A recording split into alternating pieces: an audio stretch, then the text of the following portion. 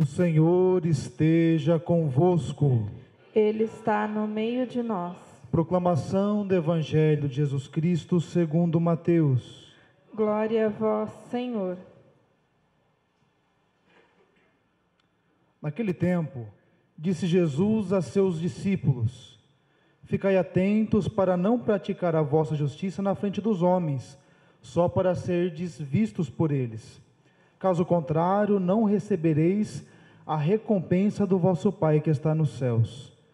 Por isso, quando deres esmola, não toques a trombeta diante de ti, como fazem os hipócritas nas sinagogas e nas ruas, para serem elogiados pelos homens.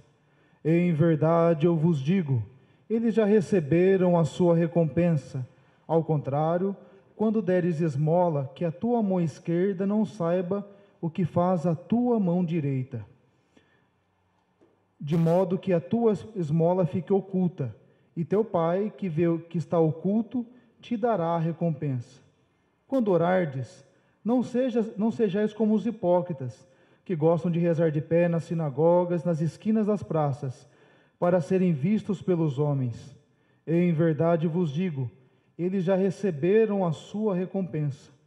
Ao contrário, quando tu orares, entra no teu quarto, fecha a porta e reza ao Pai que está oculto, e o Pai que vê o que está escondido te dará a recompensa.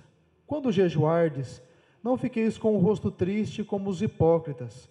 Eles desfiguram o rosto para que os homens vejam que estão jejuando. Em verdade vos digo, eles já receberam a sua recompensa. Tu, porém, quando jejuares, perfuma a cabeça e lava o rosto, para que os homens não vejam que tu estás jejuando, mas somente teu Pai, que está oculto, e o teu Pai, que vê o que está escondido, te dará a recompensa. Palavra da salvação. Glória a vós, Senhor. Sentamos um pouquinho, meus caros irmãos e irmãs, próprias orações iniciais da Santa Missa nos coloca justamente nessa dimensão e dessa motivação de início da Quaresma. Que a Quaresma, porque a Quaresma, né? Interessante nós se olharmos um pouquinho na história aí da liturgia, ou de como se formou a liturgia, a gente vai percebendo a dimensão de criar, né, uma consciência do sentido de celebrar a nossa fé e na maneira de celebrarmos a nossa fé. A gente pegar lá o comecinho lá, ou melhor, o Evangelho de João, no comecinho, fala que as comunidades, né, os primeiros cristãos, eles se reuniam no dia do Senhor, o domingo, né, o primeiro dia da semana, justamente para celebrar a ressurreição de Jesus, que é o ponto aí, o acreditar e celebrar e professar que Cristo ressuscitou, é o ponto que estrutura, digamos, toda a nossa fé em Cristo Jesus. Bom, depois aí, se pensou, se celebrava isso toda semana, nós poderíamos pegar um momento no ano e fazer a memória da época, do mês e do ano em que de fato ocorreu a ressurreição. Então, começou a se celebrar a Páscoa como sendo o domingo dos domingos, né? A festa de todas as festas, o centro de toda a caminhada do cristão. Depois se pensou, já celebrando a Páscoa, interessante o raciocínio, de estender esse tempo, né? Aí nascia o tempo da Páscoa, celebrando a Páscoa até o dia de Pentecostes. E se pensou, né, já que no dia da Páscoa se definiu em se celebrar uma vigília onde uma vez por ano, somente nessa data as pessoas eram batizadas, e se pensou nessa preparação final para o batismo, né? Aí começou-se a nascer a ideia de um tempo preparativo para se celebrar esse domingo dos domingos, né? A festa do Senhor. Nascia então a ideia da Quaresma, colocada aí nessa dimensão simbólica de 40 dias, é um número muito interessante na Bíblia, ele vai aparecendo aí em diversos momentos, em diversos significados, né? sempre querendo dizer um tempo grande, 40 dias, 40 anos, em que se pudesse vivenciar uma situação e chegar-se ao final dela preparados. E é essa a motivação da Quaresma, nos preparar para celebrar a nossa fé.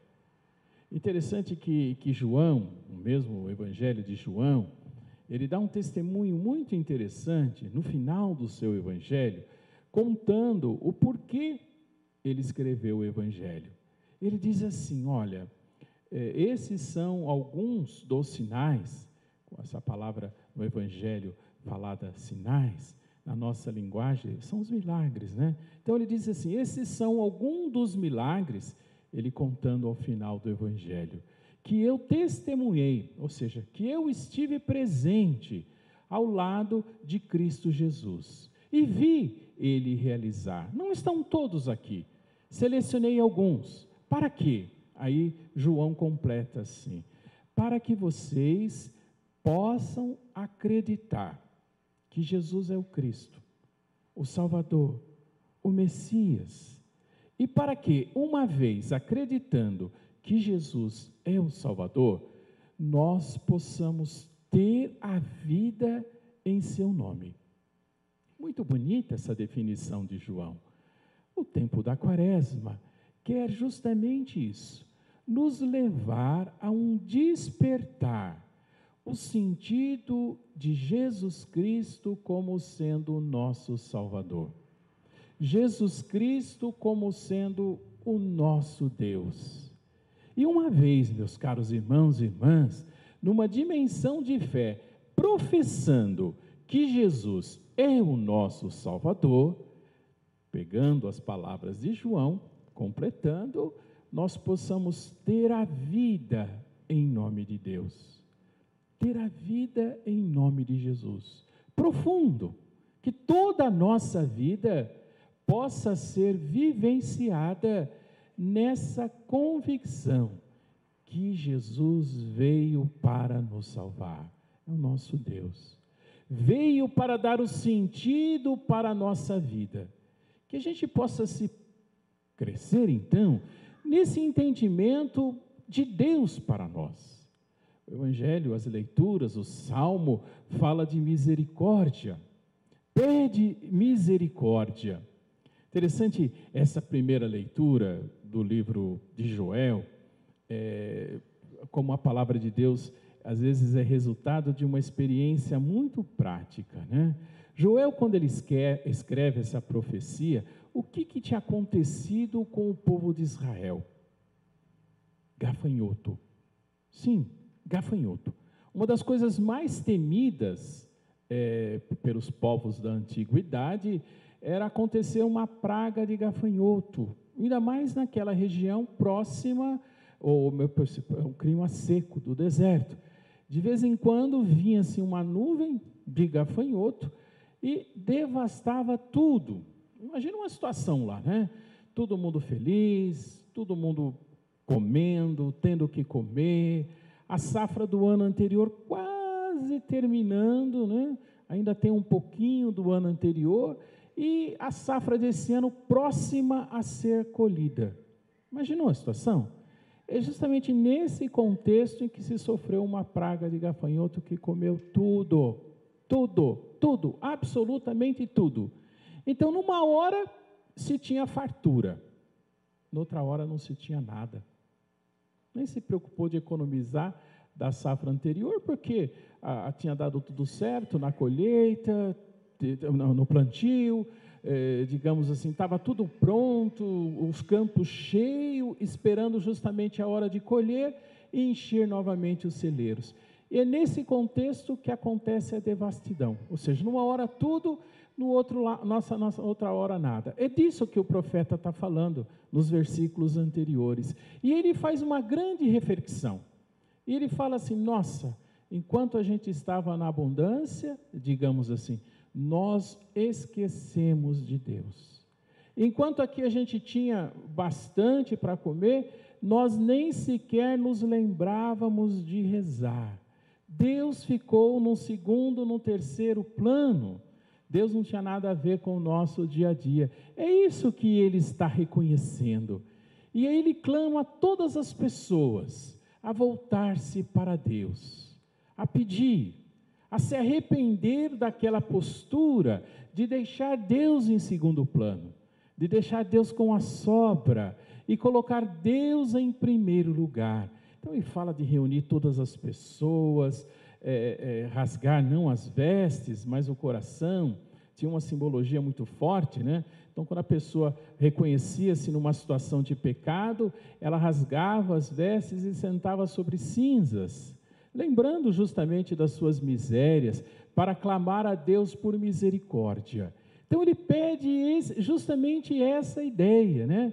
De voltar-se para Deus, de todo o coração, arrependendo-se, reconhecendo as faltas.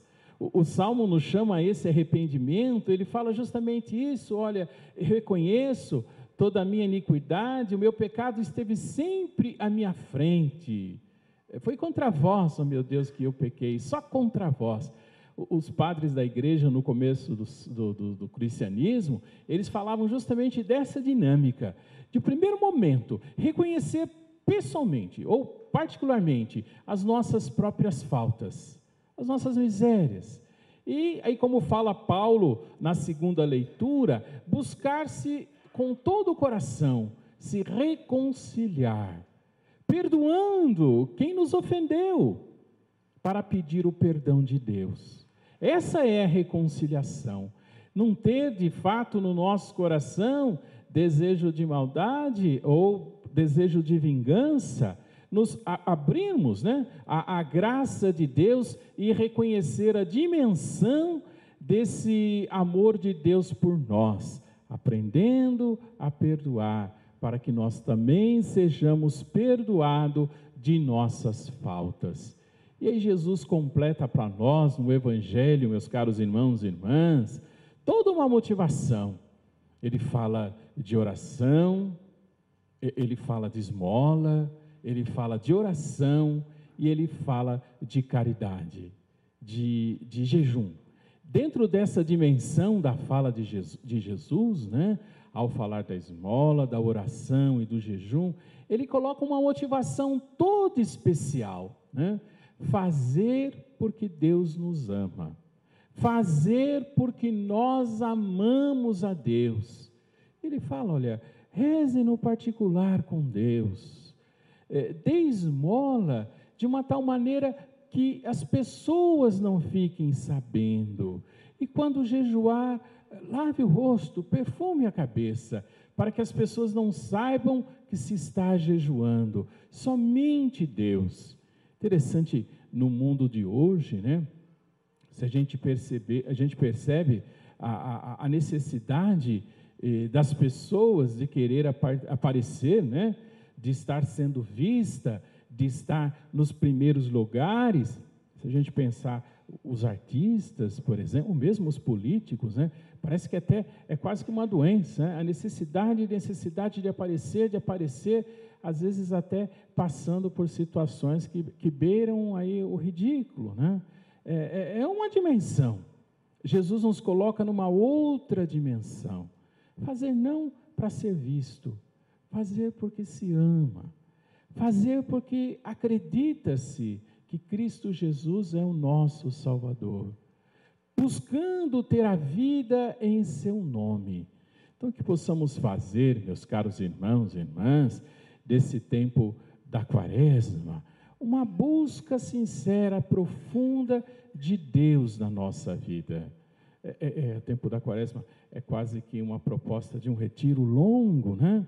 Um tempo para meditarmos a nossa vida, meditarmos, digamos assim, sobre as decisões que tomamos, meditarmos sobre as posturas que assumimos, né? Os encaminhamentos que fazemos em nossas vidas, para descobrir, meus caros irmãos e irmãs, se de fato estamos tendo a vida em nome de Deus, se estamos tendo a vida em nome de Jesus, como falava justamente o evangelista e eu reportava agora há pouco.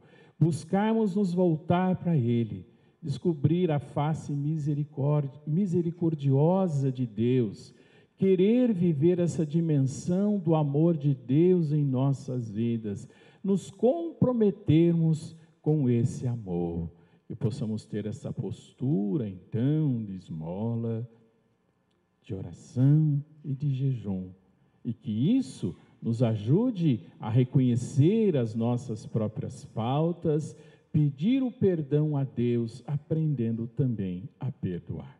Nós continuamos agora a nossa missa.